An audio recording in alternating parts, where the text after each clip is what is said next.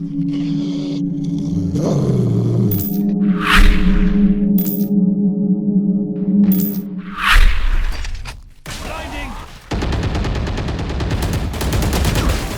You're nuts. Pushing mid, but Concussing! Blasting! So what I mean? Worthless. Clearing out! My ult's ready. We bring in the... Clearing out! Hope you guys enjoyed some of those dope aftershock kills I got from last weekend. Hey guys, LMNTRIX here. Hope you're all doing well and welcome back to the channel and to the second part of this video. If you haven't checked out the first part yet, then I highly recommend that you do by clicking on the eye on the top of this video. We went over some of the flash and ability spots for Breach on the map Haven for the attacking side. And now I'll be showing you guys how to play Breach from the defensive side. If you enjoy playing Breach but you don't really know where to use some of his flash or abilities, or you simply just want to try him out, then I think this video is perfect for you. And as usual, if you enjoyed this video, then you guys already know what to do. And if you're new to the channel and you really enjoy this kind of content, then why not consider subscribing? Take care and we'll talk later. Alright, so playing as a defensive Breach on a bomb site, there's usually two angles that I like to play him from. And one of them is quite aggressive and the other one is quite passive. The aggressive one is kind of up here towards A long. And since Breach requires, or Breach's flash requires him to have a wall or something of that sort, a box or a wall for him to pop his flash, I like to play him from this angle over here and use this box over here as his flash ability. So for example, if I hear that they're pushing up long, you can just pop it on this corner and it will basically flash anyone in this side here. So essentially it just looks like this. You hear steps, you pop the flash, and then everyone is white, and you can just get easy picks on them, and then fall back. Some people like to come into this corner here. Once the barrier goes away, they like to push up into this corner, and you can actually do it before the enemies can see you. However, the problem with playing on this side is that if you manage to flash, get one or two picks, you're probably dead by the time you try to get back into cover. So that's why this side here is a little bit better, where you can just flash, peek, get one or two kills, and then fall back and you're back into cover. Now, the second part of the site that I like to hold is behind this big box. I find that holding it from close up on short, you don't really have many places which you can pop your flash. You can do it over here, but if they get flashed, they can easily just hide back behind this wall again. So it's kind of a waste of a flash. So what you want to do is for them to pop out here. If you're playing this angle and you know they've pushed out short, you can just pop the flash here and they're out in the open. Or if you know they're pushing out long, you can pop the flash here and again, they're out in the open. So essentially your flash works, they get flashed and they have nowhere to go. They can't really hide anywhere. They're just stuck in the open like sitting ducks. So, and again, once you manage to pull this off and you manage to pop the flash, get one or two kills, you can fall back into cover again. You're not really exposed too much. You're not standing into the open. So I find that really, really useful. I've tried to play Breach from really close up here and sometimes I just get... there are like 2 or 3 enemies that kind of push up on me and then I'm basically dead. So again, either aggressive on long, playing it over here, or passive on site and using this box to pop your flashes. And now moving on to bomb site B, I personally don't really recommend playing Breach on bomb site B, simply because you're kind of at a disadvantage. You can't really use these boxes up here to kind of maneuver your way around the bomb sites. So you're kind of just stuck on ground level or on this box here. What is really good though is, of course, you can pop a flash out on mid. I find that, however, you are quite exposed, simply because if there are enemies even behind this wall and they hear you pop the flash, they can just take a peek at you and they won't be flashed.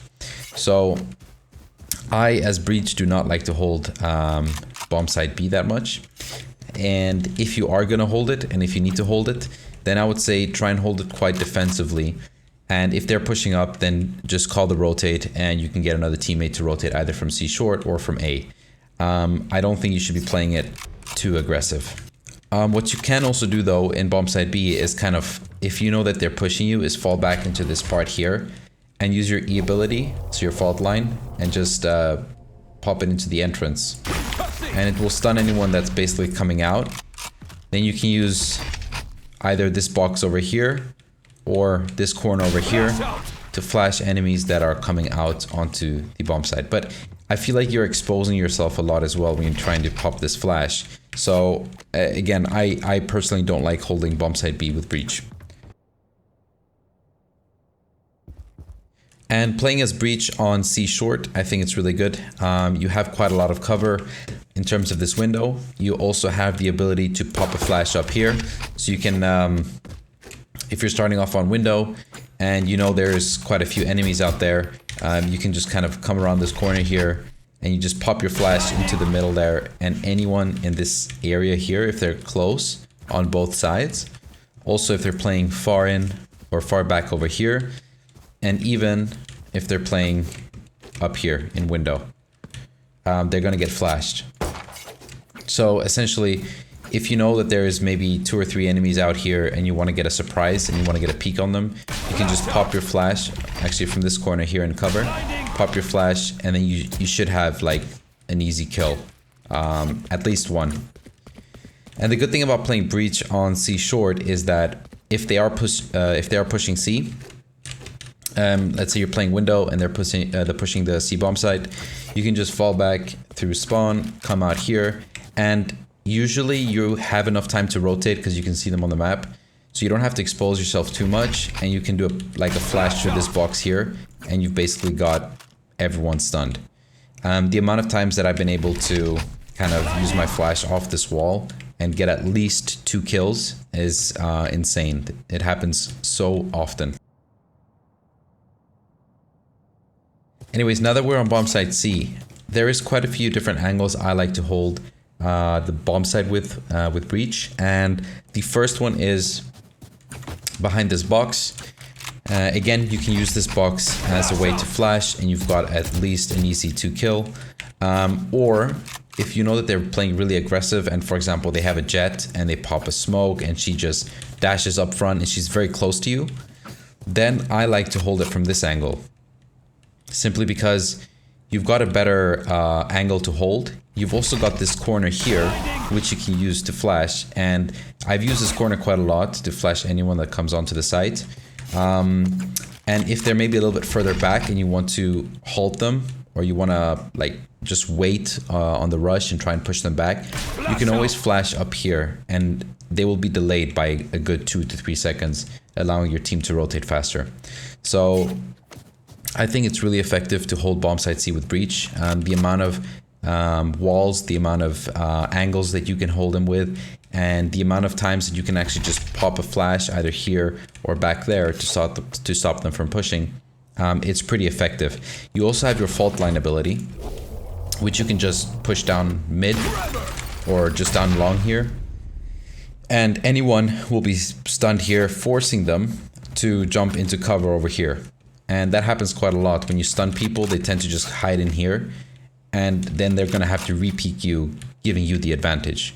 So again, as breach, if you want to halt them, it's pretty effective on bomb site C, and it gives you quite a lot of time for your team to rotate as well.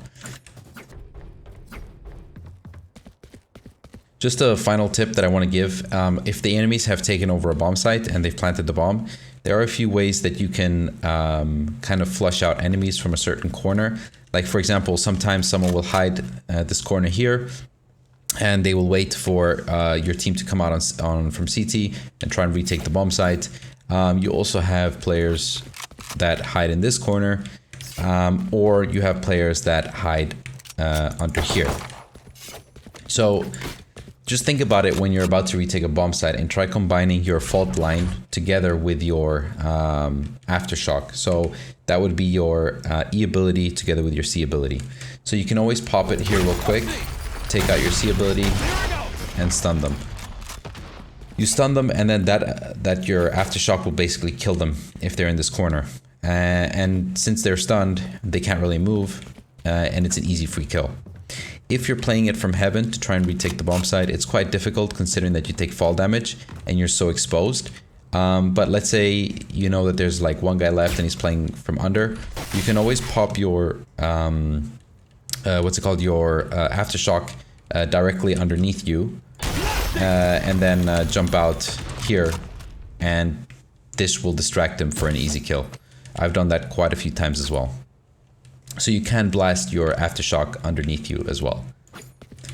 Same goes for when you're actually attacking and you know there's a guy in heaven. You can also pop it above you. I've also managed to get 1 or 2 kills like that. So it is pretty effective.